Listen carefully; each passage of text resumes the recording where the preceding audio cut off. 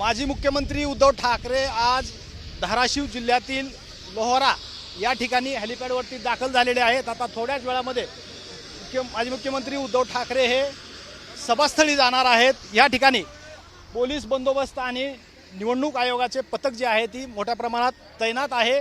मोठा पोलीस बंदोबस्त या ठिकाणी लावण्यात आलेला आहे। एकंदरीतच उद्धव ठाकरे या ठिकाणी येणार की नाही येणार याबद्दल शंका उपस्थित करण्यात आली होती। मात्र आत्ताच उद्धव ठाकरे हे हेलिपॅडवरती दाखल झालेले आहेत।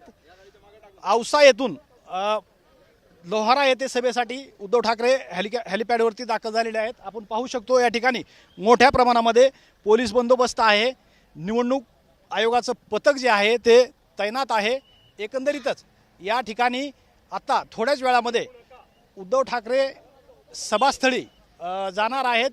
उमरगा मतदारसंघातील लोहारा या ठिकाणी आता ठाकरे दाखल झालेले आहेत। एकंदरीत त्यांचे या ठिकाणचे जे कार्यकर्ते आहेत त्यांचं स्वागत या ठिकाणी केलं जातं आहे। आपण थेट TV9 वरती हे दृश्य पाहू शकतो।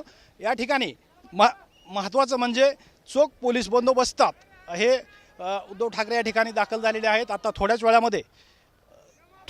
वेळामध्ये ते सभास्थळी दाखल होतील। आपण पाहू शकतो या ठिकाणी जे या ठिकाणचे कार्यकर्ते ते त्यांचं स्वागत करत आहेत। निवडणूक आयोगाचं पथक हे देखील या ठिकाणी आहे। उमरगा मतदारसंघाचे जे उमेदवार आहेत प्रवीण स्वामी त्यांच्या प्रचारासाठी उद्धव ठाकरे या ठिकाणी दाखल झालेले आहेत। आपण पाहू शकतो थेट दृश्य अगदी एक्सक्लुझिव्ह अशी दृश्य आपण TV9 वरती पाहू शकतो। या ठिकाणी 1 मिनिटापूर्वी ठाकरे जे आहेत ती या ठिकाणी दाखल झालेले आहेत। आपण थेट पाहू शकतो या ठिकाणी पोलीस बंदोबस्त आहे। निवडणूक आयोगाचं पथक आहे। एकंदरीतच या ठिकाणी उद्धव ठाकरे दाखल झालेले आहेत। आपण पाहू शकतोय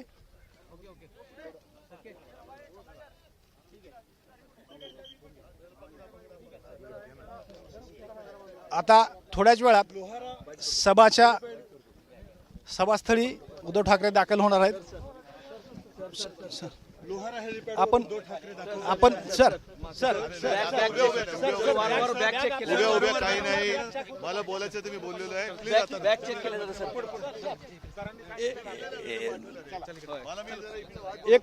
एकंदरीत जर आपण पाहिलं तर ते बोलण्यास त्यांचा नकार आहे आणि आता थेट ते सभास्थळी निघालेले आहेत। आपण पाहू शकतोय लोहारा येथील सभेच्या ठिकाणी उद्धव ठाकरे पोहोचत आहेत। ओके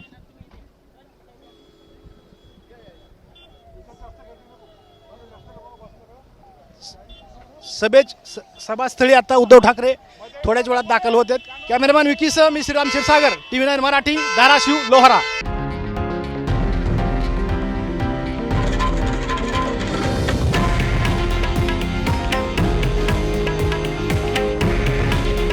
हे आहे देशातील नंबर 1 न्यूज नेटवर्क आणि आपण पाहत आहात TV9 मराठी। काळजी तुमची, हित महाराष्ट्राचं।